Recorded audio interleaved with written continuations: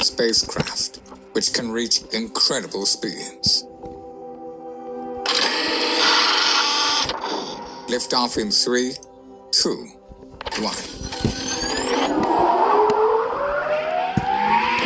And here is Neptune, a gas giant discovered in the mid-19th century. It is the 8th and the farthest planet from the Sun. The most unique features of Neptune are its great dark spots. These are actually huge storm systems that form and disperse over time. Due to the great distance from the Sun, the outer atmosphere of Neptune is one of the coldest places in the solar system.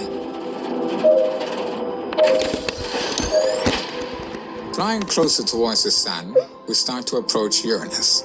Just like Neptune, it is also an ice giant. These planetary rings are chains of debris, which were formed by collisions with the moons, which once orbited it. Today we know that Uranus has 27 natural satellites. Unlike the other planets in our solar system, Uranus spins on its side.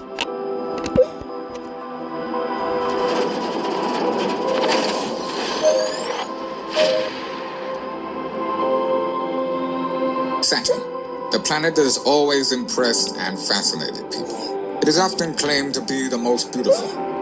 This gigantic gaseous sphere, however charming it may seem, is not, though, a friendly place to visit because of its high internal pressure and temperature.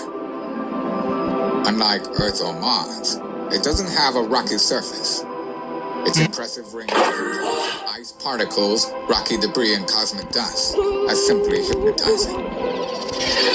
Despite the huge surface, the rings are in fact only several hundred meters thick. They are probably the remains of one of the planet's moons, which would have been torn apart by gravity. Saturn has a staggering number of known moons, 56 in total.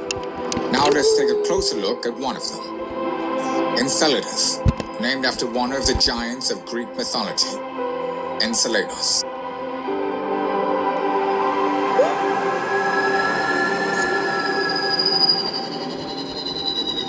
The whole surface of this natural satellite of Saturn is covered by 30-kilometer thick ice. Underneath the ice, there is an ocean. According to scientists, it may be home to some primordial forms of life.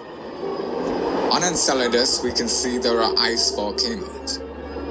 They spew Cairo lava with steam, gases, ice crystals, and organic particles. We can now witness one of the eruptions. The last of the gas giants, Jupiter, is the largest planet in the solar system. In its huge volume, it could house 1,400 planets the size of Earth. Just like Saturn, Uranus, and Neptune, Jupiter does not have a rocky surface. What we see is a cloud layer in its atmosphere.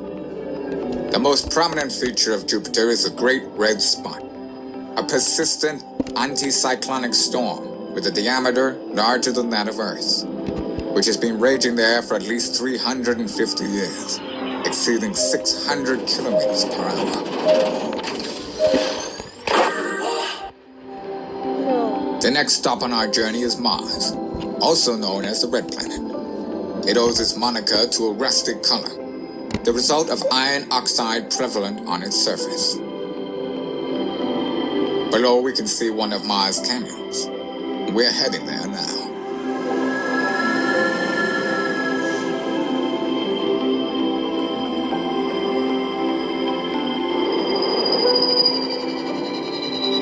The place where we are right now is called Valles Marineris.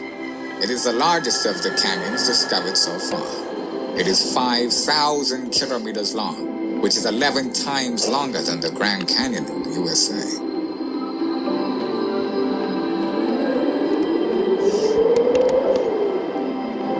For many years, engineers have been planning to send a manned mission to Mars, and in future, to colonize it. Unfortunately, there are many dangers that the future colonizers will have to face. One of them are Martian dust storms that can completely cover the planet's surface for many months.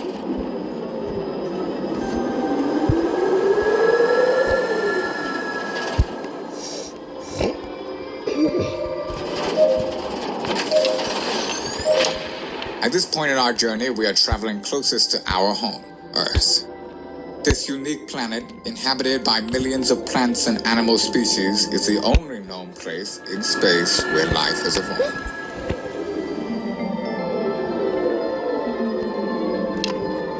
This is the lunar lander that brought one of the 6 manned Apollo missions to the moon.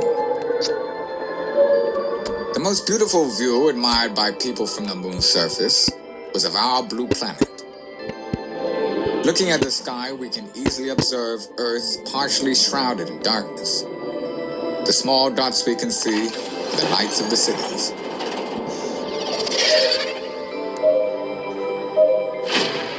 We're now getting closer to the center of the solar system. We're heading towards Venus, a rocky planet that has a similar mass and size as Earth.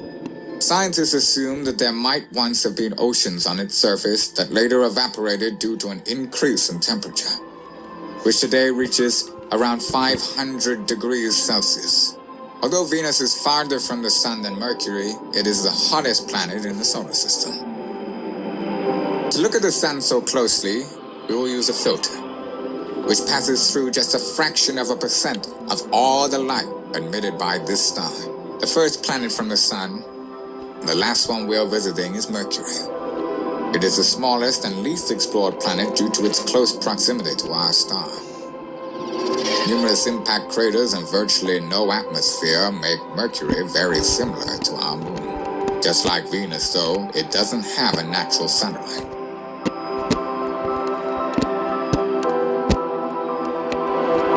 And here is the Sun, the central star of our solar system. Its light and heat make life on Earth possible. From a distance, it seems to be a yellow homogeneous sphere, but seen up close, it looks completely different. On the Sun's surface, there is a turbulent ocean of gas, reaching temperatures 5,500 degrees Celsius. In its center, the temperature reaches 14 million degrees Celsius. This is where our journey comes to an end. We have covered a total distance of 4.5